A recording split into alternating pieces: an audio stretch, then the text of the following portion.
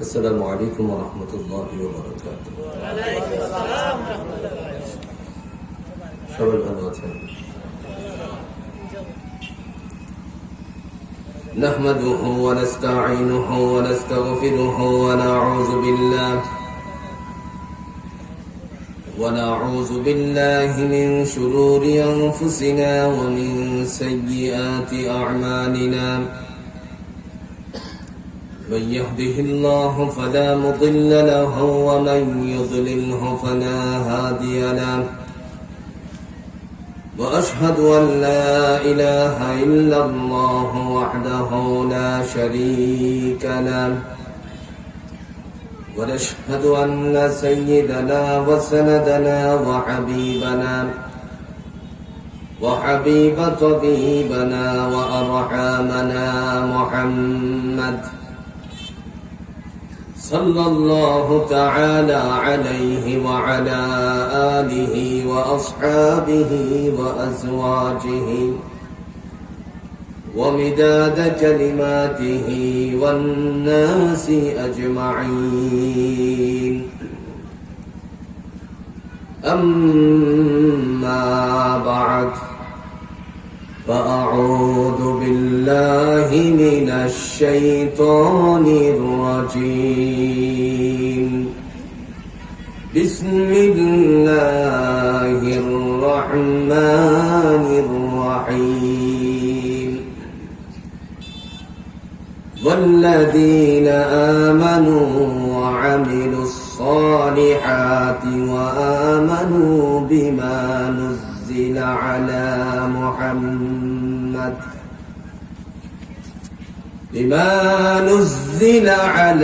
محمد وهو الحق من ربهم كفر عنهم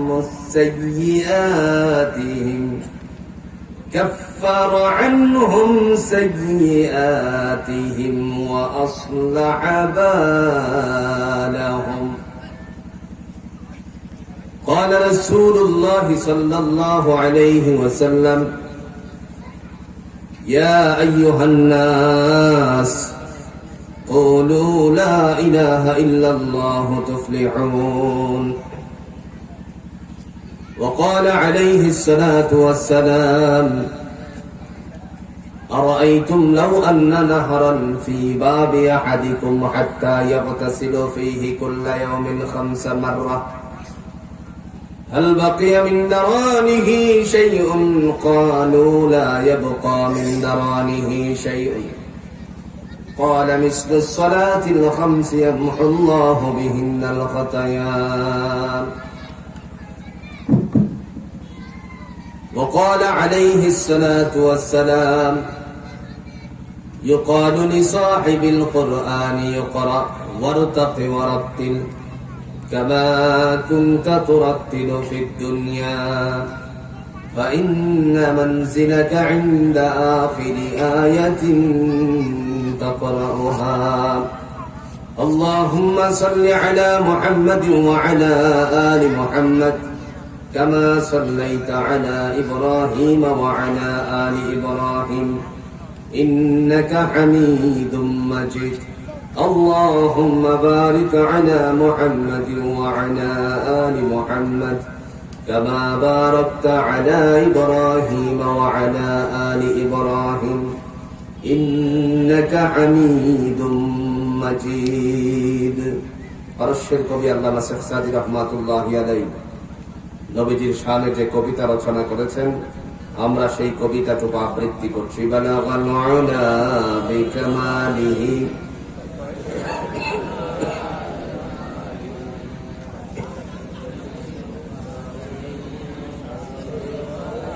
सल्लू अलैहि व आलिहि।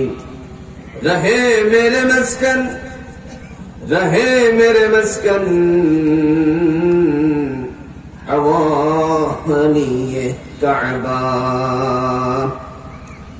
बने मेरे मदफन दियारे मदीना।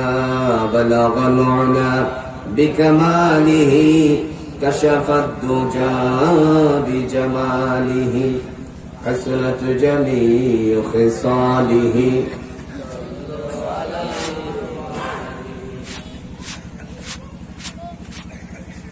ঐতিহ্যবাহী কক্সবাজারের মহেশখালী উপজেলাধীন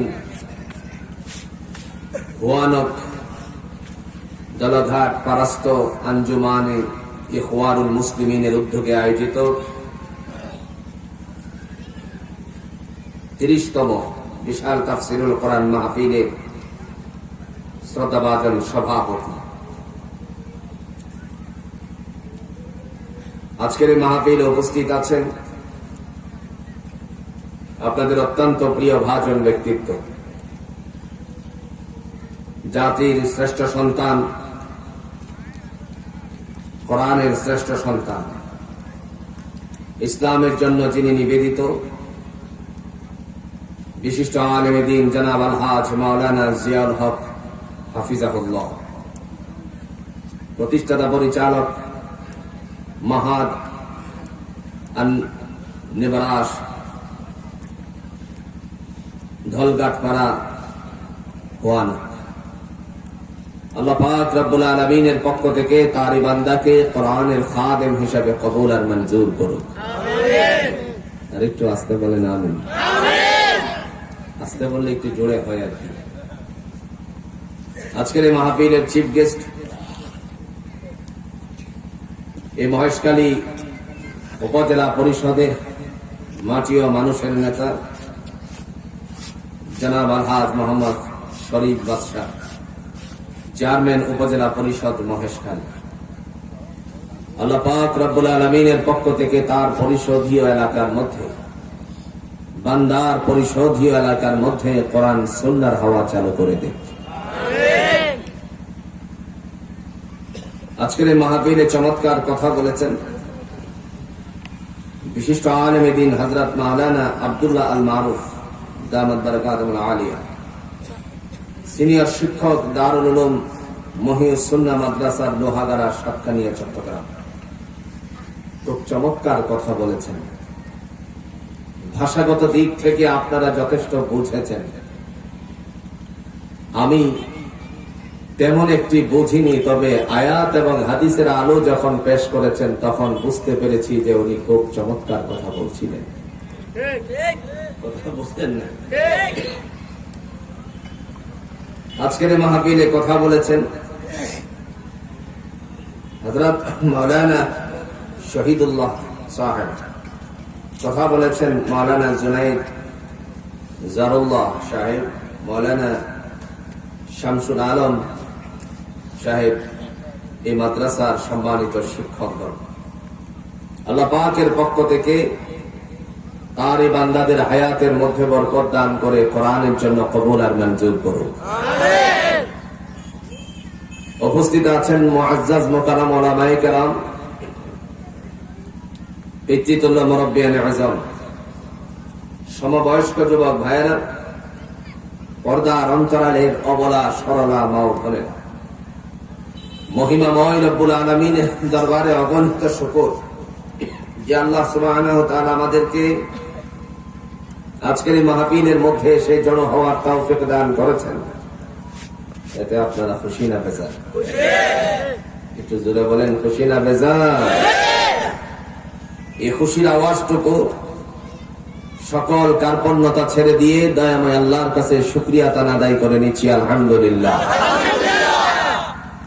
সম্মানিত উপস্থিতি, আমি আপনাদের মাঝে পবিত্র কোরআনুল হাকিমের সূরা মুহাম্মাদের 2 নম্বর আয়াতে কারিমা তেলাওয়াত করেছি।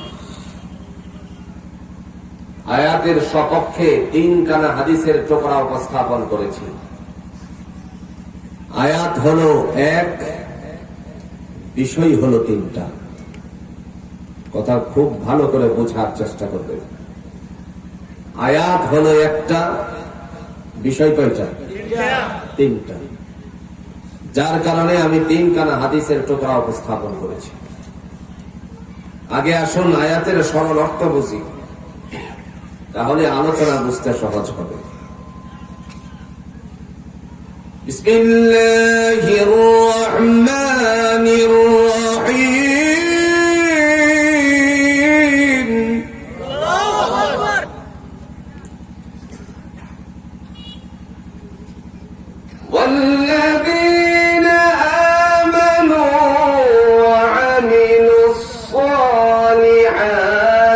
وآمنوا بما نزل على محمد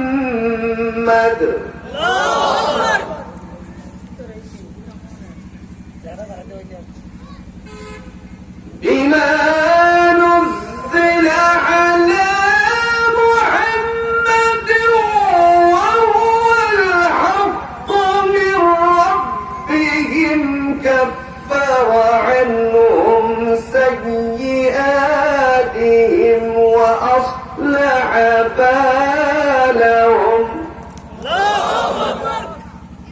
কারবানি আল্লাহ বলেন ওয়াল্লাযীনা আমানু, আর যারা বিশ্বাস স্থাপন করেছে, ওয়া আমিলুস সালিহাত, এবং সৎকর্ম করেছে, ওয়া আমানু বিমা নুজিলা আলা মুহাম্মদ ওয়া হুয়াল হাক্কু মির রাব্বিহিম, এবং তাদের পালনকর্তার পক্ষ থেকে মুহাম্মদ সাল্লাল্লাহু আলাইহি ওয়াসাল্লামের উপরে অবতীর্ণ সত্যের বিশ্বাস করে। كفر عنهم سيئاتهم واصلح بالهم, আল্লাহ তাদের মন্দ কর্মসমূহ মার্জনা করে দেন এবং তাদের অবস্থা ভালো করে দেন। কে বলেছেন? আল্লাহ। প্রথম নাম্বার আয়াতে কারিমার বাণী হলো ওয়াল্লাযীনা আমানু, বিষয় হলো একটা ওয়াল্লাযীনা আমানু। দ্বিতীয় নম্বর অংশ ওয়া আমিলুস সালিহাত, যারা বিশ্বাস স্থাপন করেছে, জোরে বলেন কার উপরে? দুই নাম্বার হলো বিশ্বাস স্থাপন করে যারা বসে থাকে না, সৎকর্ম করেছে, নেক কাজ করেছে।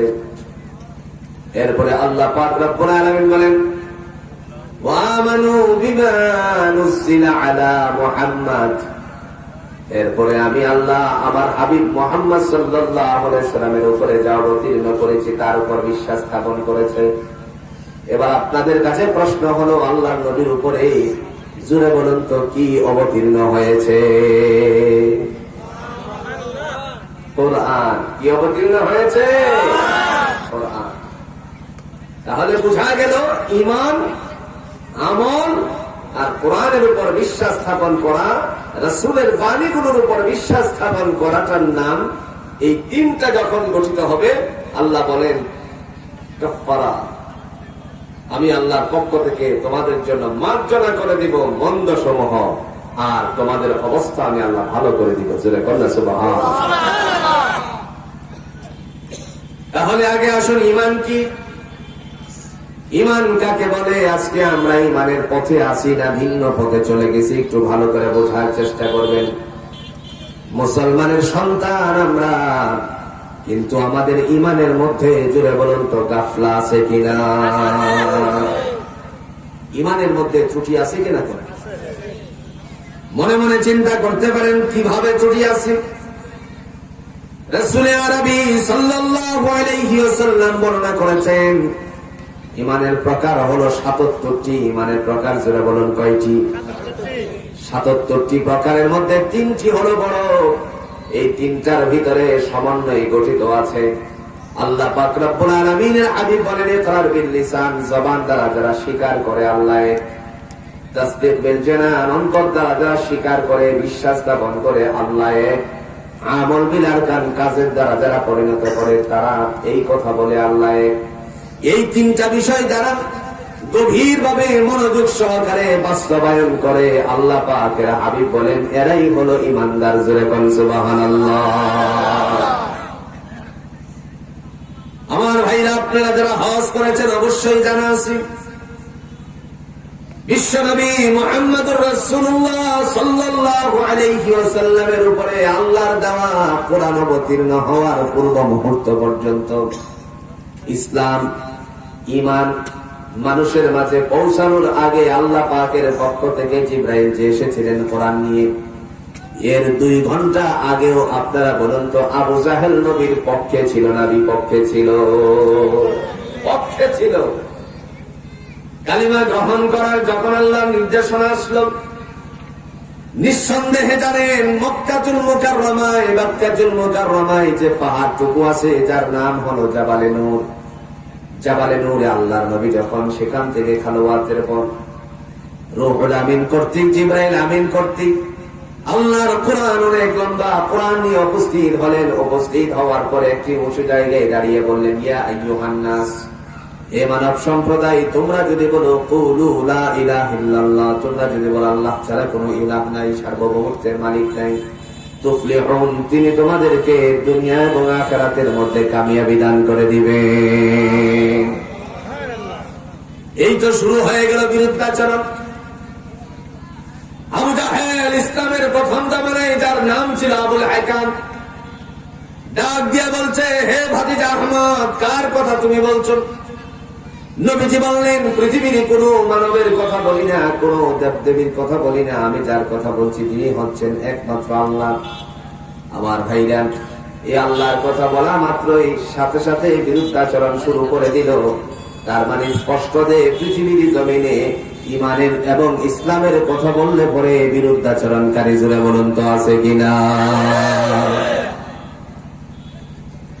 ইতিহাস প্রমাণ হয়ে করে দিল, ইতিহাস প্রমাণ করেছে পৃথিবীতে যারা আল্লাহর বিধানাবলীর কথা, সত্যবাণীর কথা বলবে তাদের বিরুদ্ধাচরণে দাঁড়িয়ে যাবে। কিন্তু এর ভিতরে ইসলামওয়ালা, ঈমানওয়ালা সামনের দিকে অগ্রসর হবে। মুজাহাদা করে যারা সামনের দিকে অগ্রসর হয় তাদের পক্ষে জুড়ে বলুন আছেন কে? আর জুড়ে বলেন আছেন কে? আল্লাহ। আমার ভাইরা,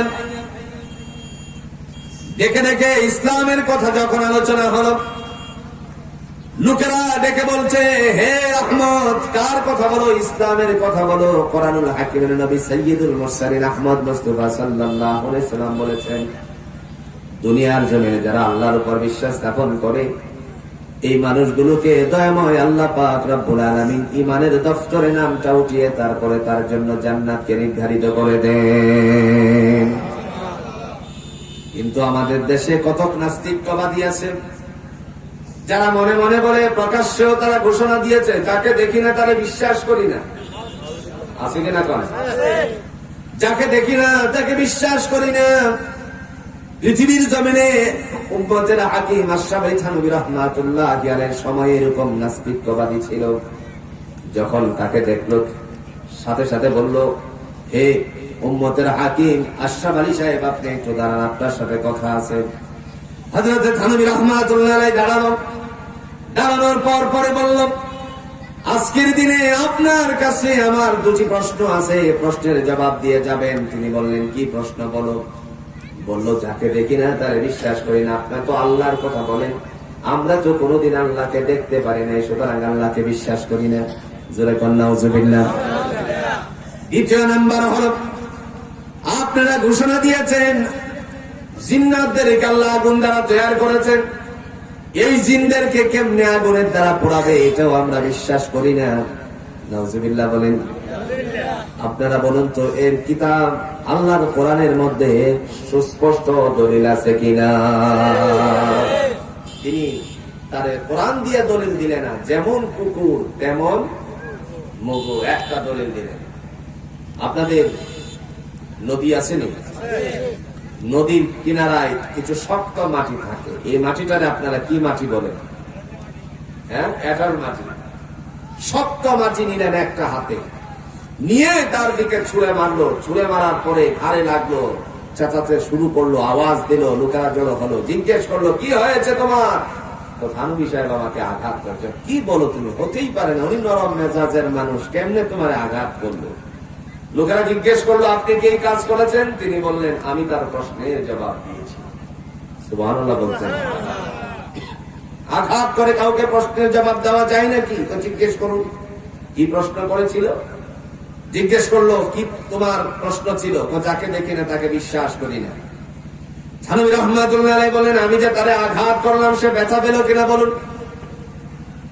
সমস্ত মানুষের সামনে উপস্থাপন করে বলছে, নিশ্চয়ই ব্যথা পেয়েছি। তারপরে যখন বলল, ব্যথা কোথায় পেয়েছো সবাইকে দেখাও। আপনারা বলুন তো, ব্যথা কখনো মানুষকে দেখানো যায় নাকি? মাথা ব্যথা শুরু হয়েছে, দেখানো সম্ভব? পেটের ব্যথা শুরু হয়েছে, দেখানো সম্ভব? সম্ভব। ডাক দিয়ে বলছেন, নাফরমান রে, তোর শরীরের ব্যথাটুকু তুই নিজে দেখাতে পারছিস না যে আল্লাহ পাক তোরে সৃষ্টি করলো, তারে কেমনে তুই দেখবি? সুবহানাল্লাহ বলতেন না? দ্বিতীয় নাম্বার প্রশ্ন ছিল, আল্লাহ পাক রব্বুল আলামিনের বান্দা জিন্নাতদেরকে আগুন দ্বারা সৃষ্টি করেছেন, কেমনি করে আগুন দিয়ে পোড়াবে তার বিশ্বাস হয় না। সাথে সাথে বলল, তোরে কি দ্বারা আল্লাহ সৃষ্টি করেছেন বল। সে ডাক দিয়ে বলছে, মানবকে সৃষ্টির জন্য আল্লাহ 4 প্রকারের পদার্থ নিয়েছে, তোর মধ্যে প্রথম নাম্বার হলো মাটি। আমার ভাইরা জুড়ে বলেন তো, আমাদের শরীরের মধ্যে মাটি আছে কিনা?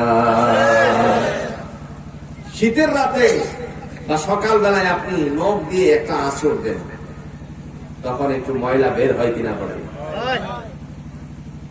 এবার ডাক দিয়ে বললো, মাটিরে যখন আমি মাটি দিয়ে আঘাত করলাম ব্যথা পেলে কেন? লোকেদের সামনে ডাক দিয়ে বলছে, সে বলল, জিন্নাতদেরকে আগুন দ্বারা সৃষ্টি করেছে, আল্লাহ কেমনে আগুন দিয়ে পোড়াবে বিশ্বাস হয় না। মানুষকেও তো আল্লাহ মাটি দ্বারা সৃষ্টি করেছেন, শুধু সাধারণ মাটি নয়। কোরআনুল হাকিমের ভাষায় আল্লাহ বলেছেন, আমসাজ, সারাংশ থেকে, মাটির সারাংশ থেকে। জুড়ে বলুন, কে সৃষ্টি করেছে? আমার কথাগুলো কি বুঝে আসতেছে আপনাদের? প্রিয় ভাইয়েরা আমার, এই আমসাজকৃত মাটির দ্বারা আল্লাহ সৃষ্টি করার পরে, এই মাটি দিয়ে আঘাত করার পর তুই ব্যথা পেলে যে আল্লাহ পাক রব্বুল আলামিন জিন্নাতদেরকে আগুন দ্বারা সৃষ্টি করেছেন, ওই আল্লাহ জিনদেরকে আগুন দ্বারা পোড়ানোর মতন জোরে বলুন তো ক্ষমতা আছে কি? কোরআন থেকে এবার দলিল নেন। আল্লাহ পাক রব্বুল আলামিন একখানা সূরা অবতীর্ণ করেছেন। অতি সহজে আমরা সূরাটার আরেকটা নাম দিয়েছি, যাকে আমরা বলি আয়াতুল কুরসি। কথা কোন আছে কিনা? আল্লাহ বলেন, আল্লাহু লা ইলাহা ইল্লা হুয়াল হাইয়ুল কাইয়্যুম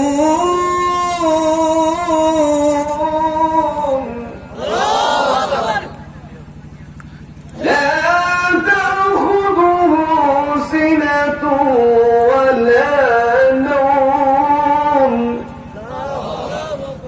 আল্লাহ বলেন, আল্লাহু লা ইলাহা ইল্লা হুয়াল হাইয়ুল কাইয়্যুম, আমি হলাম এমন সত্তা যার সাথে কোনো অংশীদারিত্ব নেই। আল হাইয়ুল কাইয়্যুম, তিনি হলেন চিরঞ্জীব, চিরস্থায়ী। পৃথিবীর জমিনে তিনি ছিলেন, আছেন, আরো জুড়ে বলেন তো থাকবেন কিনা? ছিলেন, আছেন এবং থাকবেন। কোরআনে তার প্রমাণ বাস্তবায়ন আছে, যার মধ্যে কোনো ঘুম নাই, না আছে? কথা কর না, কে আছে? প্রিয় ভাইয়ের আমার, এই ইমানকে জমিনের বুকে বাস্তবায়ন করার জন্য যারা আল্লাহর পথে অগ্রসর হয়ে ইসলামের জন্য নিবেদিত হয়েছেন, তারা প্রত্যেকেই লাঞ্ছিত হয়েছে, বঞ্চিত হয়েছে, অপমানিত হয়েছে। সুতরাং এটা নতুন কিছু নয়। বিশ্বনবী মুহাম্মদুর রাসূলুল্লাহ সাল্লাল্লাহু আলাইহি ওয়াসাল্লাম ইমানকে বাস্তবায়ন করতে গিয়ে মক্কা পর্যন্ত ছাড়তে হয়েছে। যারা বলেন ঠিক কিনা? আজকে ইমানের কথা বাংলাদেশে আসেনি, কথা কোন নাকি আছে কিনা? যে ইমান আমরা গ্রহণ করেছি, ইসলাম গ্রহণ করেছি, এই ইসলামকে মানবের দুয়ারে দুয়ারে পৌঁছানোর জন্য আল্লাহ পাক রব্বুল আলামিনের হাবিব প্রচেষ্টা চালানোর কারণে মক্কা থেকে বের করে দিল। মক্কা থেকে বের করে দেওয়ার পরে মদিনাওয়ালারা সদরে তাকে গ্রহণ করলো, আল্লাহ নবীকে গ্রহণ করলো। যেই জায়গাটুকুর মধ্যে বিশ্বনবী সাল্লাল্লাহু আলাইহি সাল্লামকে রিসিভ করেছিল, সমস্ত আনসারী সাহাবীরা আল্লাহর নবীকে কামনা করেছিল, দিনের নবী আমার বাড়িতে আসুক, আমার বাড়িতে আসুক।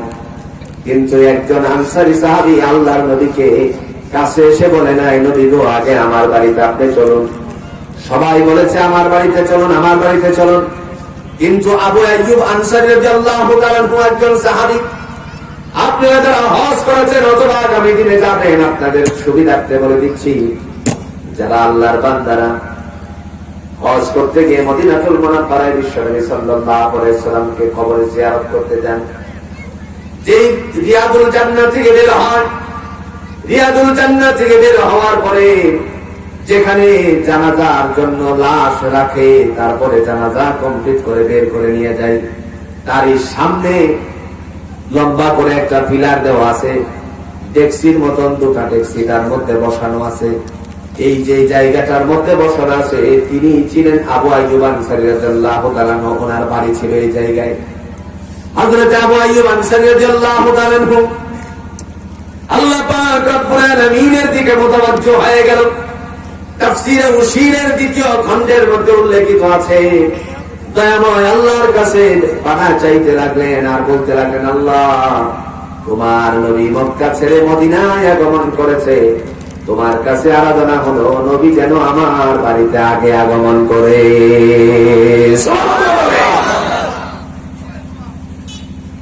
হযরত আবু আইয়ুব আনসারী রাদিয়াল্লাহু তাআলা আনহু সাহাবীদের সাথে দাঁড়িয়ে দাঁড়িয়ে আল্লাহর কাছে কামনা করতে লাগলো। আর এর আগে আল্লাহর কাছে রুনাজারি করে বলল, আল্লাহ, তোমার বান্দাকে আমার ঘরের মেহমান আগে বানাও। সমস্ত সাহাবীরা গিয়ে বলল, ইয়া রাসূলুল্লাহ, চলেন আমার বাড়িতে আগে। হঠাৎ করে নবী সাল্লাল্লাহু আলাইহি সাল্লাম দেখে বললেন, আমার ঘোড়া, আমার উটটা যার বাড়ির সামনে গিয়ে দাঁড়াবে, যার বাড়ির সামনে গিয়ে বসবে, আমি তার বাড়িতে প্রথম মেহমান হিসাবে ঢুকবো। চমৎকার জবাব দিয়েছেন। হযরত আবু আইয়ুব আনসারী রাদিয়াল্লাহু তাআলা আনহু যাচ্ছে আর পিছন দিক থেকে কামনা করছে আল্লাহর কাছে, রব্বে করিম, তুমি আমার ঘরের ভিতরে তোমার হাবিবকে প্রবেশ করিয়ে দিও। তারপরে আস্তে আস্তে করে যখন গেল, যাওয়ার পরে আবু আইয়ুব আনসারী রাদিয়াল্লাহু তাআলা আনহুর বাড়ির সামনে যাওয়ার পরে উটটা দাঁড়িয়ে গেল। নবীজি মুস্কি হাসলেন।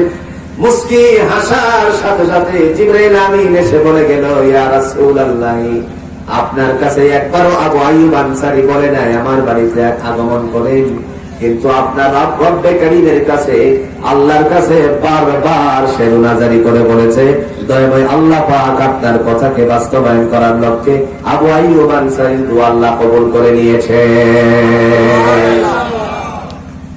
মূল কথা বলার উদ্দেশ্য হল, ইসলামের কথা বলার কারণে দ্বীনের নবী মক্কার নগরীতে থাকতে পারে নাই। ইসলামের কথাগুলো বলার কারণে আল্লাহর নবীর উপরে টর্চারিং হয়েছে। দ্বীনের কথাগুলো বলার কারণে আল্লাহর নবীকে অনেক ধরনের কারণ খোঁজ করা হয়েছে। আর আজকের জামানার মধ্যে যারা আল্লাহর কথা বলবে, ইসলামের কথা বলবে, কোরআনের কথা বলবে, জোরে বলুন তো, তাদের বিরুদ্ধেও ভিক্ষাকারী, বিরোধিতাকারী বাংলার জমিনে জোরে কণ্ঠ আছে না? না। যে ইসলামের জন্য আল্লাহ নবী কষ্ট করেছেন, যেই কোরআনের জন্য আল্লাহ পাক রব্বুল আলামিনের হাবিব দুনিয়ার জমিনে লাঞ্ছিত হয়েছে, অপমানিত হয়েছে কাফেরদের হাতে, যে নবী ইসলামের জন্য মার খেয়েছেন, আজকে যদি অনিসলামী ব্যক্তিবর্গ ইসলামকে নিয়ে চিনিমিনি করে, চিনিমিনি খেলে, জোরে বলুন তো, মুসলমানের সন্তান কি কখনো মেনে নিতে পারে নাকি? পশ্চিমকালেও তা মেনে নিতে পারে না। প্রিয় ভাইরা আমার, ইতিহাসের পাতায় স্বর্ণায় করে লেখা হয়ে গেছে, আজকে আমরা যে কোরআন পেয়েছি, এই কোরআন আসমানি গ্রন্থ, কিতাবটা জোরে বলুন কার? একটু জোরে বলেন কার? আমি যদি আপনাদেরকে বলি কিতাবের মধ্যে ত্রুটি বিচ্যুতি আছে, আপনারা আমাকে কি ভালো বলবেন না মন্দ বলবেন? আমি যদি বলি কোরআনের মধ্যে থেকে কিছু অংশ বাতিল করে দেন, আপনারা কি আমার কথা মানবেন না ধরবেন? আবার মানলেন না, আমার বিরুদ্ধে চলে গেলেন। কিন্তু যারা কোরআনের বিরুদ্ধে 26টা আয়াতের বিরুদ্ধে রিট জারি করেছে, ওই জাতি, বাঙালি জাতি, এই মুসলমানের মাটিতে সেই মানুষকে কখনো ঠাঁই দিতে পারে না।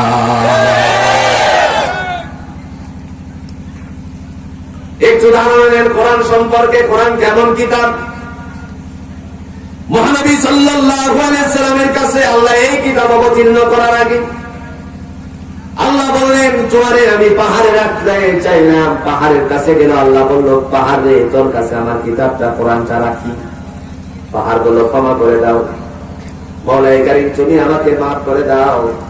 আল্লাহ বললেন, জমিনের মধ্যে আমার এই কিতাবটা রাখি। জমিন বলল, মাফ করে দাও।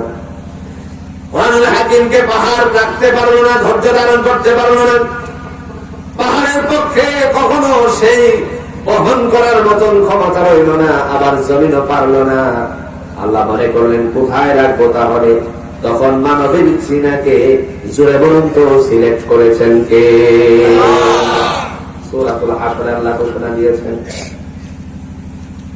লাউ আনজালনা হাযাল কুরআনা আলা জাবালিন লারাআইতাহু খাশি'আন মুতাসাদ্দি'আন মিন খাশিয়াতিল্লাহ।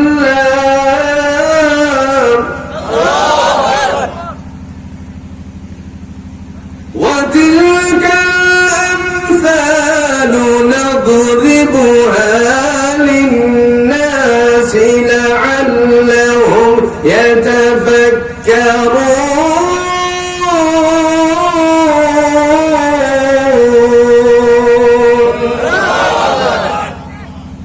আল্লাহ পাহাড়ে রাখতে চেয়েছিলেন, ব্যর্থতা স্বীকার করেছেন, জমিনও ব্যর্থতা স্বীকার করলো। কোথায় রাখবো কোথায় রাখবো ইচ্ছা পোষণ করার পরে একমাত্র মানবের সিনা সিলেক্ট করার কারণ মানুষের ভিতরে এই কোরআনটাকে মর্যাদা জোরে বলুন দিবে কে? আপনাদের মাঝে অবশ্যই আসছে ঘুরে মাহে রমাদান, ঠিক কিনা করেন? 14 থেকে 16 বছরের এই হাফেজে কোরআনরা বাংলাদেশের প্রত্যন্ত অঞ্চলের মসজিদের মধ্যে তারাবির নামাজ পড়াবে, কথা কোন ঠিক কিনা? যারা সালাত তারাবির সালাতগুলো পড়াচ্ছেন, 14 বছরের 16 বছরের ছেলেটা তার ভিতরে কোরআন ধরে রাখার মতন শক্তি সামর্থ্য আল্লাহ দিয়েছেন। আমি বুকে টুকা দিয়ে বলতে পারি, আজকে বাংলাদেশের যারা ম্যাথ পড়াচ্ছেন, বিশেষ করে যারা বায়োলজির টিচার আছেন, পদার্থের টিচার আছেন, দীর্ঘ বছর পর্যন্ত বায়োলজি পড়াচ্ছে, আমি যদি জিজ্ঞেস করি স্যার বলুন তো এ টু জেড বায়োলজিটা দাঁড়িয়ে যে সাবজেক্ট আপনি পড়াচ্ছেন এই সাবজেক্টটা মুখস্থ বলতে পারবেন কিনা, সমস্ত টিচাররা ব্যর্থতা স্বীকার করবে, বলবে যে কখনো তা সম্ভব না। আজকে যদি আমি বলি প্রাইমারি স্কুলের যারা টিচার আছেন, আমার সম্মানিত স্যারেরা, দীর্ঘদিন যাবৎ আপনি বাংলা পড়িয়ে যাচ্ছেন, দীর্ঘদিন যাবৎ আপনি সাবজেক্টটা পড়াচ্ছেন, আপনি বলেন তো 1 বছর পড়ানোর পরে শুরু থেকে শেষ পর্যন্ত প্রাইমারি ক্লাস 5 এর সেই সাবজেক্টটাকে তারা পড়ে শোনাতে পারবে নাকি? পারবে না। এরপরে যদি বলা হয় যেহেতু আপনি বাংলাটা পড়াতে পারলেন না, একসাথে মুখস্থ বলতে পারলেন না, তাহলে আপনি বিজ্ঞান যে সাবজেক্টটা আছে সেই সাবজেক্টটা শুরু থেকে শেষ পর্যন্ত পুস্তকটা পড়ে শোনান, না দেখে দেখে আপনি পড়ে শোনান। সমস্ত টিচাররা ব্যর্থতা স্বীকার করবে, কিন্তু দেখা যায় হাফেজে কোরআনকে যদি দাঁড় করিয়ে দেওয়া হয়, তাকে যদি বলা হয় তুমি আল্লাহর কোরআনকে শুরু থেকে শেষ পর্যন্ত মাহে রমাদানের 27 তারিখ পর্যন্ত পড়বে, সে বলবে নিশ্চয়ই আল্লাহ যেন কবুল আর মঞ্জুর করে। কথা বলেন, পারে কি পারে না? জোরে কন্যা কেন পারে কি পারে না? এই কোরআন কি আল্লাহ পাক রব্বুল আলামিনের বান্দা সাইয়্যিদুল মুরসালিন আহমদ মুস্তাফা সাল্লাল্লাহু আলাইহি সাল্লাম তিনি যখন কোরআনের বাণী নিয়ে এসেছিলেন, সেই সময়টার মধ্যে যারা ভিক্ষাকারী ছিল আবু জাহেল ডাক দিয়ে বলল, হে ভাতিজা কি কোন কিতাবের কথা বলো? তিনি বললেন আল কোরআন। যেহেতু আজকের দিনে দুনিয়ার জমিনে আমরা কোরআন পেয়েছি, আপনারা সাক্ষী দিয়েছেন এই কিতাবটার মধ্যে কোনো ত্রুটি বিচ্যুতি নেই।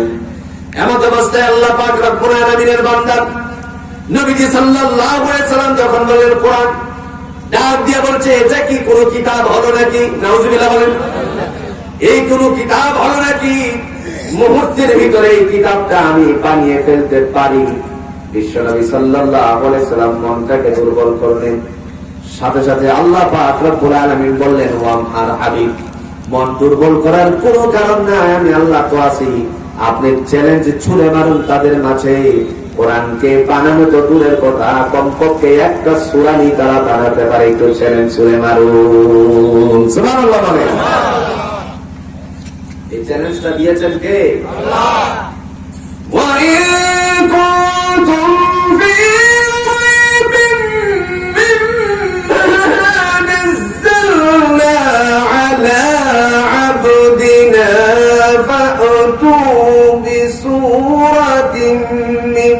مثله وادعوا شهداءكم من دون الله إن كنتم صادقين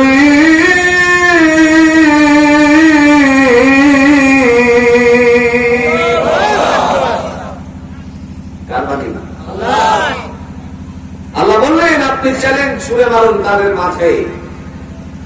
তারা বলছে কোরআন 1-2 বানিয়ে ফেলবে, আপনি বলুন একটা সূরা বানিয়ে নিয়ে আসতে। সুবহানাল্লাহ বলতে বানানো সম্ভব? কথা কন্যাকে সম্ভব? তো চেষ্টা তো করতে কোনো ভুল করে নাই।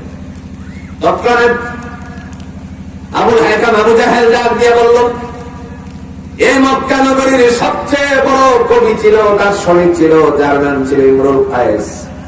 ডেকে ডেকে বললো, হে ইমরুল কায়েস তুই কোথায়? আইনার ইমরুল কায়েস, ইমরুল কায়েস তুই কোথায়? আয়। ইমরুল কায়েস উপস্থিত হয়ে গেল। উপস্থিত হওয়ার পরে বললো, আমার ভাতিজার চ্যালেঞ্জ ছুড়ে মারছে, কোরআনের অনুরূপ একটা সূরা বানাতে পারবি কিনা বলো। ইমরুল কায়েস ডেকে বলছে, কোনো ব্যাপার না, মুহূর্তের ভিতরে কোরআনের একটা সূরা আমি বানিয়ে নিয়ে আসতেছি। চলে গেল ইমরুল কায়েস তার ঘরে। যাওয়ার পরে কোরআনুল হাকিমকে এক সময়ের কথা কোরআনুল হাকিমকে উল্টাতে শুরু করলো। উল্টাতে উল্টাতে একটি পর্যায়ে ডাক দিয়ে বলছেন, আমি আজকে একটা সূরা পেয়ে গেছি। কোরআনে একটা সূরার নাম হলো সূরাতুল ফিল। আছেন? হাতিমার্কা সূরা আছে কিনা বলেন?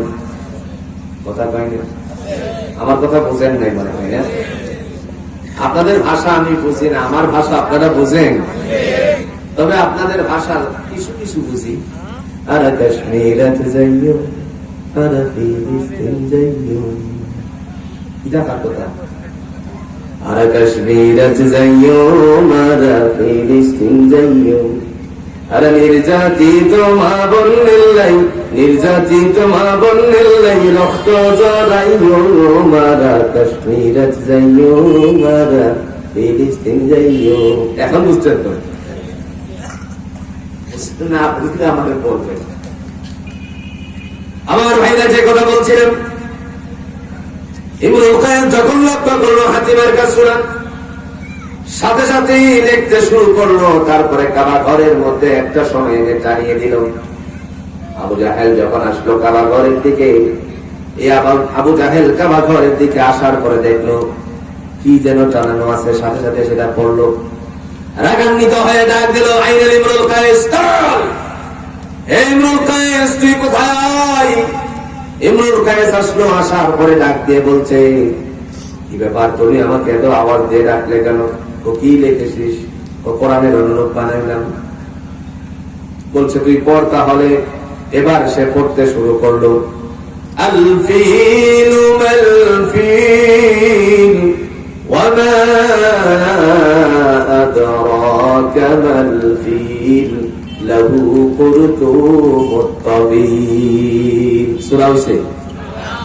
কথা কোন নাকি সূরা হয়েছে? কোরআনকে আল্লাহ ফাসাহা বালাগাতের ভিত্তিতে তৈরি করেছেন। ধমক দিয়ে বলছে, তো প্রবন্ধ রচনা করেছিস। এই ধমকে রাগ উঠে গেছে ইমরুল কায়েসের। বলছে, হে আবুল হাকাম, ধমকাবে না। লাতের শপথ, উজ্জাতের শপথ, মানাতের শপথ, যে কিতাবকে তুমি বানানোর জন্য আমাকে একটি সূরা অনুরূপ বানানোর জন্য আদেশ করেছো, আমি শপথ করে বলি লাত উজ্জা মানাতে একটা সূরা কেন, একটা আয়াতের মতন কোরআনের অনুরূপ বানানো কারো ক্ষমতা নাই।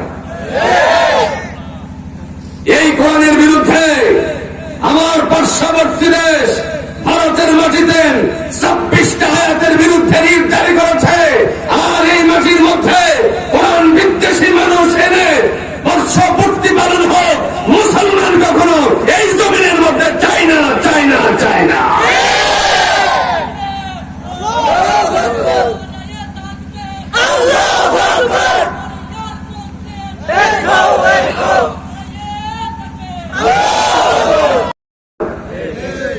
ইসলাম কাকে বলে, দিন কাকে বলে, আল্লাহর বান্দা কোরআনের জন্য নিবেদিত ছিল। কিয়ামতের পূর্ব মুহূর্ত পর্যন্ত তার জন্য উম্মতে মুহাম্মদ দোয়া করবে। আর আবু জাহেলের জন্য রহমতের দোয়া চলবে নাকি? কথা কোন নাকি? রহমতের দোয়া চলবে? আবু জাহেলের অনুসারীদের জন্য রহমতের দোয়া চলবে নাকি? খবরদার, এই পথে আমরা পা বাড়াবো না। আল্লাহ আমাদের সবাইকে দিন বুঝে আমল করার তৌফিক দান করো। আরো জোরে কোন আমিন। আল্লাহর পক্ষ থেকে এই মাহফিলকে কবুল আর মঞ্জুর করো।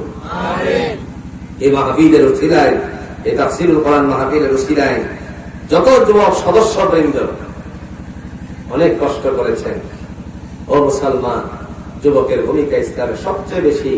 আল্লাহ এই যুব সমাজদেরকে, আঞ্জুমানে ইখওয়ানুল মুসলিমিনের যুব সমাজদেরকে আল্লাহ পাকের পক্ষ থেকে কবুল আর মঞ্জুর করো।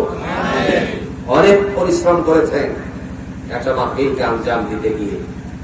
আল্লাহ তাআলা যেন তাদের এই পরিশ্রমকে কবুল করে নিয়ে কিয়ামতের ময়দানে কঠিন মুসিবতের দিনে ডান হাতে আমলনামা দান করে। সকলে বলুন আমিন। আল্লাহ আমাদেরকে দিন বুঝে আমল করার তৌফিক দান করুক। ইসলামের পথে আমাদের সবাইকে কবুল আর মঞ্জুর করুক। সকলে বলুন আমিন। আজকের দিনে আপনাদের মাঝে দোয়া চেয়েছেন মোহাম্মদ আমির হোসেন মাঝি, দোয়া চেয়েছেন মাসুকুল্লাহ, পিতা মোহাম্মদ মাসু শামসু, তিনারা হচ্ছেন দাতা সদস্য মোহাম্মদ আব্দুর রহিম, পিতা ইউসুফ জালা। দোয়া চেয়েছেন এই তিনজনের জন্য। ওনারা হচ্ছেন দাতা সদস্য। আরো প্রবাসী অনেক ভাইয়েরা আছেন সদস্যরা, তারাও আপনাদের কাছে দোয়া চেয়েছেন। একজন দাতা সদস্য এর আম্মার বেশি অসুস্থতার জন্য দোয়া চাওয়া হয়েছে। আমরা খাস করে দোয়া করবো আল্লাহ যেন তার বান্দিকে পরিপূর্ণ সুস্থতা দান করে দেন। সকল মেহমানদার যারা মেহনত করেছেন, সমস্ত সদস্যবৃন্দ, বিশেষ করে মেহমানদারদের জন্য একজনে খানার আয়োজন করেছে। আল্লাহ তাআলা তাকে একজন ইসলামে খাইল। ইসলামের দুইটা কাজ হলো উত্তম, তার মধ্যে একটা হচ্ছে খাবার দেওয়া, আর একটা হচ্ছে রক্ত সালাম, পরস্পরকে সালাম প্রদান করা। ইসলামের কঠিন কাজটি তিনি করেছেন। আল্লাহ কিয়ামতের ময়দান থেকে ফায়সালা করে জান্নাতি খাবারে তার জন্য ব্যবস্থাপনা করে দেন। পাশাপাশি নাম শহীদুল হক, তিনি হচ্ছেন ওমান প্রবাসী, পিতা মৃত নুরুল হক, তার জন্য বিশেষ দোয়ার কথা উল্লেখ করেছেন। আমরা খাস করে সকলের জন্য দোয়া করব। আল্লাহ পাক যেন প্রত্যেকের দোয়াকে কবুল করে নিয়ে, মনের বাসনাকে পূর্ণ করে নিয়ে আল্লাহ তাআলা তাদের আমলনামার মধ্যে যেন, আল্লাহ তার আমলনামা, প্রত্যেকের আমলনামার মধ্যে যেন উত্তম জাযা দান করেন। সকলে বলুন আমিন। শেষে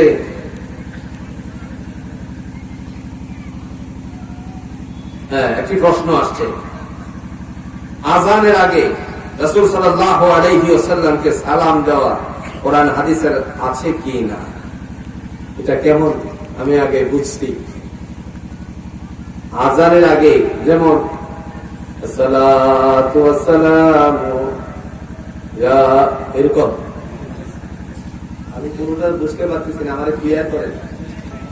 হ্যাঁ, আসসালাতু ওয়াসসালামু আলাইকা ইয়া রাসূলুল্লাহ, আসসালাতু ওয়াসসালামু আলাইকা ইয়া হাবিবাল্লাহ, এরকম। আচ্ছা আপনারা বলুন তো, মক্কা এবং মদিনার মুয়াজ্জিনরা নবীকে বেশি ভালোবাসতো না কম বাসতো? না বাঙালিরা বেশি বাসছে? এরা হলো আশেকে বেবস, এরা আশেকে বেবস। আমি আপনারা যারা হজ করেছেন অথবা দীর্ঘদিন সৌদি আরবে ছিলেন, মসজিদে নববীতে নামাজ পড়েছেন, আপনাদের কাছে আমার একটা প্রশ্ন, কোন ওয়াক্ত মসজিদের ইমাম, নববীর ইমাম, বিশ্বনবী সাল্লাল্লাহু আলাইহি ওয়াসাল্লামের মসজিদের ইমামের জবান থেকে কি আযানের আগে এটা উচ্চারিত হয়েছে? কথা কোন নাকি উচ্চারিত হয়েছে? তো বলতে পারেন নবী তো এখানেই আছেন, এই জন্য তারা বলা দরকার নেই। তো মক্কা থেকে হয়েছে মনে হয়। মক্কাতে তো নবী শুয়ে নেই নাকি? নবী শুয়ে আছে কোথায়? যারা কন্যা কোথায়? তো তায়েফের মধ্যে মনে হয় এই আওয়াজটা দেয়, আসসালাতু ওয়াসসালামু আলাইকা ইয়া রাসূলুল্লাহ দেয়। তায়েফে দিল না, মক্কাতে দিল না, মদিনাতে দিল না, বিভিন্ন দেশে দিল না, একমাত্র 3 দেশে দেয়। এটা হলো পাকিস্তান, বাংলাদেশ আর হলো ভারতে কিছু অংশের মধ্যে। কথা বুঝছেন না?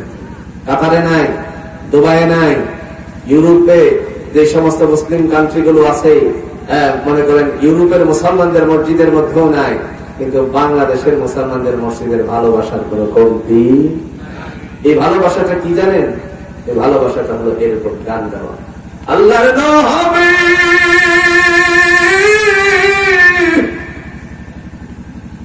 পিছনে দিয়ে একজন ভক্তবৃন্দ থাকলে আওয়াজ দিয়ে বাহ নবী গো, আপনি নবী আমার জীবনের জীবন, আপনি আমার জীবন সাথী, অন্ধকার কবরের বাতি, আপনি নবী আমার আদমের ধাম, আল্লাহ নবী নবী গো, আপনি নবী আমার জীবনের জীবন। যদি বলা হয় ফজরের নামাজ পড়ছো, ভাই সর্বনাশ, জানুয়ারি মাস চলে আর কি মনে করে, জানুয়ারি শেষ দিকে যে ঠান্ডা পড়ছে হুজুর আপনার তো খবর নাই, হ্যাঁ ফজরের নামাজ পড়বো।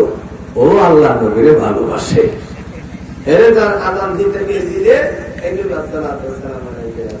ইসলামের কোন জায়গায় কোরআন এবং হাদিসের দৃষ্টিকোণ থেকে আযানের আগে এই ধরনের বাক্য প্রয়োগ করার কোন অথরিটি নেই, কারণ আযানের ভিতরেই আল্লাহর নবীর সাথে সালাম বিনিময় করার সিস্টেম আছে না নাই? আর আজকে বলেন আছে না নাই?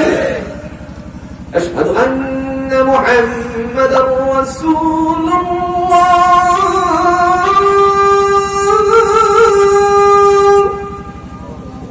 আশহাদু আন্না মুহাম্মাদার রাসূলুল্লাহ।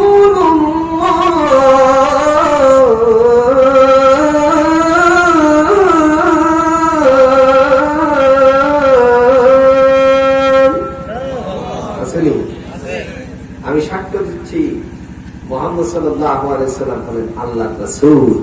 কথা কোন আছে না নাই? আযান শেষ, নামাজ শুরু হলে মনে আল্লাহর নবীর প্রতি সালামের কোন ব্যবস্থা নেই না? আছে। দুরূদটার নাম হলো দুরূদ ইব্রাহিম, নাম কি? কিন্তু প্রথম নাম্বার নামটা কার? মুহাম্মদ সাল্লাল্লাহু। আল্লাহুম্মা সাল্লি আলা মুহাম্মদ ওয়া আলা আলি মুহাম্মদ কামা সাল্লাইতা আলা ইব্রাহিম। বুঝতে পারছেন? আল্লাহ তুমি রহমত বর্ষণ করো মুহাম্মদ সাল্লাল্লাহু আলাইহি ওয়াসাল্লামের উপরে, তার পরিবারদের উপরে, যেমনি ভাবে তুমি রহমত করছিলে ইব্রাহিম নবীর উপরে। আগুনে ফেলাইছিল না? কথা কন্যাকে আগুনে ফেলে দিয়েছিল না? আল্লাহ বলে জিবরাইল যাও আমার বন্ধুর কাছে, খলিলের কাছে। গেল, ডেকে বলছে আপনি চাইলে একটা ডানা দিয়ে এটা নিভিয়ে দিতে পারি। ইব্রাহিম আলাইহিস সালাতু ওয়াস সালাম ডেকে বলছে তোমার প্রয়োজনীয়তাটা কি? আল্লাহ কি চোখে দেখে না? সুবহানাল্লাহ বলতেন না? যিনি আমাকে সৃষ্টি করেছেন আমি তার উপর ভরসাশীল, সেই আল্লাহ আমাকে দেখতেছেন, সুতরাং তোমার কোনো সহযোগিতা চাই না। আল্লাহ বললেন কুলনা ইয়া নারু কুনি বারদাও ওয়া সালামান আলা ইব্রাহিম, হে আগুন ঠান্ডা হয়ে যা, শীতল হয়ে যা আমার ইব্রাহিমের জন্য। জোরে কন্যা সুবহানাল্লাহ। যেমনি ভাবে রহমত বর্ষিত হয়েছিল ইব্রাহিম নবীর উপরে, আল্লাহ আমার নবী এবং আমার নবীর পরিবারস্থ যারা আছে তাদের উপর, আলদের উপরে তুমি রহমত বর্ষণ করো। কত সুন্দর করে দুরূদ হচ্ছে, এটা না হয়ে উল্টাটা খুব বেশি পছন্দ লাগে, যার মধ্যে সওয়াবের দানা পরিমাণও। আল্লাহ আমাদেরকে দিন বুঝে আমল করা তৌফিক দান করে, সকলে বলুন আমিন। আর জোরে বলেন আমিন। আল্লাহ তাআলার পক্ষ থেকে আজকের এই মাহফিলকে কবুল আর মঞ্জুর করো। অনেক কষ্ট করেছেন যুব সমাজ, এই যুব সমাজদেরকে আল্লাহ কোরআনের জন্য কবুল করুন। বিশেষ করে আপনাদের এই যে প্রতিষ্ঠান দাঁড়িয়ে আছে, যে প্রতিষ্ঠানের মধ্যে আমি অনেক খুশি হয়েছি। বাচ্চারা জেনারেল লাইনে পড়াশোনা করার মতনও একটা সিস্টেম জারি আছে। আপনার সন্তান ক্লাস 5-এ পরীক্ষা দিচ্ছে, জেএসসি পরীক্ষা দেওয়ার মতন তার সামর্থ্য আছে, শক্তি আছে, সিস্টেম চালু আছে। আবার এই প্রতিষ্ঠানের মধ্যেও আপনার সন্তান জেএসসি পরীক্ষা দেওয়ার মতন সিস্টেম চালু আছে। সে মাদ্রাসার পাশাপাশি, ধর্মীয় প্রতিষ্ঠানের পাশাপাশি জাগতিক শিক্ষার সাথে সে সম্পৃক্ত হবে, দিন সম্পর্কে বুঝবে, ইসলাম সম্পর্কে বুঝবে, পাশাপাশি আপনার মনে করেন বিজ্ঞান কি, বিজ্ঞান কেন, কোরআন কি, কোরআন কেন, বিজ্ঞানের দ্বারা কোরআনের কি লাভ হয়েছে, কোরআনের দ্বারা বিজ্ঞান কতটুকু অগ্রসর হয়েছে, কোরআনের আলোকে বিজ্ঞানের কথা আল্লাহ কিভাবে বলেছেন, এই মাদ্রাসায় পড়লেই আলহামদুলিল্লাহ আপনার সন্তান বুঝে যাবে। সৌরজগৎ সম্পর্কে গবেষণা করতে পারবে, কতটুকু দূরে আছে পৃথিবী থেকে সৌরজগতের অবস্থান, সূর্য কতটুকু দূরে আছে, একটা নক্ষত্র, একটা গ্রহ আর একটা গ্রহ থেকে ডিস্টেন্স ওটা কতটুকু আছে, এই মাদ্রাসায় পড়লে পরে সেই সন্তানেরা, আপনাদের সন্তানেরা জানবে। সুতরাং এই সন্তানগুলোকে এই মাদ্রাসায় দিবেন আশাবাদ ব্যক্ত করে আজকে এখানে আমি আপনাদের মাঝ থেকে বিদায় নিচ্ছি। كما باركت على إبراهيم وعلى آل إبراهيم إنك حميد مجيد الحمد لله رب العالمين ربنا ظلمنا أنفسنا وإن لم تغفر لنا وترحمنا لنكونن من الخاسرين ربنا لا تزغ قلوبنا بعد إذ هديتنا وهب لنا من لدنك رحمة إنك أنت الوهاب আল্লাহ তাআলা মহেশখালী উপজেলাধীন মোহাম্মদ দলঘাট পরস্ত আঞ্জুমানে ইখওয়ানুল মুসলিমিনের উদ্যোগে আয়োজিত 30তম বিশাল তাফসীরুল কোরআন মাহফিলে উলামায়ে কেরামগণ কথা বলেছেন, আমি অদম কিছু কথা বললাম, সমস্ত খাতাগুলো মার্জনা করে দিও, ফরন্ত সওয়াবের ভান্ডার বাড়িয়ে সোনার মদিনা তোমার রাসূল পাক সাল্লাল্লাহু আলাইহি ওয়াসাল্লামের কবরে পৌঁছিয়ে দাও ইয়া রাব্বাল আলামিন ইয়া রহমান ইয়া আহকামুল হাকিমিন জান্নাতুল বাকি জান্নাতুল মাওলা উহুদের পাদদেশে আমির হামজা রাদিয়াল্লাহু তাআলা সহ বিশ্বের আনাজ কানাচে যত মুসলমান নরনারী শাহীদ প্রত্যেকের আরো মুবারক আমাদের দোয়াটুকু তুমি পৌঁছাইয়া দাও। আল্লাহ তাআলা আঞ্জুমানে ইখওয়ানুল মুসলিমিন তোমার বান্দারা পরিশ্রম করেছে অনেক, মেহেরবানি করে কিয়ামতের ময়দানে ডান হাতে আমলনামা দান করে তোমার বান্দাদেরকে বদলা দিও। আল্লাহ রহমতের ছায়াতলে তুমি আশ্রয় দান করে দিও। বিশেষ করে আজকের এই তাফসীরুল কোরআন মাহফিলকে কেন্দ্র করে এলাকার যত মধ্যেখানা মুসলমান নরনারী মাটির পরতে পরতে শায়িত আছে, প্রত্যেকের কবরের মধ্যে আল্লাহ রহমতি বরকতি হাওয়া চালু করে দাও ইয়া রাব্বাল আলামিন ইয়া আহকামুল হাকিমিন। সুন্দর প্রতিষ্ঠিত প্রতিষ্ঠানটুকু দাঁড়িয়ে আছে, মেহেরবানি করে তার যতগুলো জরুরত আছে গায়বী খাজানা থেকে পূরণের ব্যবস্থাপনা করে দিও। আল্লাহ উস্তাদদের হায়াতের মধ্যে বরকত দান করে দিও, ছাত্রদের মেধা সম্পন্ন করে দিয়ে এই মাদ্রাসাকে তুমি দ্বীনের জন্য কবুল। রহিম তিনি দোয়া চেয়েছেন, মেহেরবানি করে আল্লাহ তোমার এই বান্দাদেরকে তিনজনের মনের বাসনা পূর্ণ করে দিয়ে কিয়ামতের ময়দানে কঠিন মুসিবতের দিনে আমলগুলো কবুল। ইসলামের মধ্যে সবচেয়ে গুরুত্বপূর্ণ দুইটা কাজ আছে, বড় কাজ। আইয়ুল ইসলামে খাইরুন বলে তোমার নবী ঘোষণা দিয়েছেন, ইসলামের উত্তম কাজের মধ্যে খানা খাওয়ানো এটা হচ্ছে সবচেয়ে বড় উত্তম কাজ। তোমার বান্দা একজনের পক্ষ থেকে আজকের এই আয়োজনটুকু করেছেন, খাবারের মেহমানদারি করেছেন, মেহেরবানি করে আল্লাহ তোমার পক্ষ থেকে আল্লাহ তোমার বান্দা বান্দির জন্য খাবারের ব্যবস্থাপনা বাড়িয়ে দিও। আল্লাহুম্মা আত'আমান আত'আমানি ওয়াসকি মান সাকানি। বান্দার জন্য দোয়া চাওয়া হলো আল্লাহ তোমার পক্ষ থেকে তার জন্য রিজিকের ফয়সালা বর্ধিত করে দাও। আয় আল্লাহ তাআলা আজকের দিনে শহীদুল হক ওমান প্রবাসী তিনি দোয়া চেয়েছেন, মেহেরবানি করে তোমার বান্দার মনের মাকাসাতে হাসানাটুকু পূরণ করে দিও। আয় আল্লাহ আমরা যারা হাত বাড়ালাম আমাদের কলিজার টুকরা মা কেন জমিনে নাই রে আল্লাহ, জানি না কোন অবস্থায় আযাবের ফেরেশতার হাতে যদি গ্রেফতার হয়ে থাকে, মেহেরবানি করে তোমার পক্ষ থেকে জান্নাতের ফেরেশতার হাতে তুলে দাও। মওলাই কারীম আজকের দিনে যাদের বাবা দুনিয়ার জমিন থেকে বিদায় হয়ে গেছে, প্রত্যেকের বাবার কবরকে তুমি জান্নাতের টুকরা বানাইয়া দাও। আল্লাহ আমাদের যাদের মা বাবা বেঁচে আছে তাদের হায়াতের মধ্যে বরকত দান করে দিও।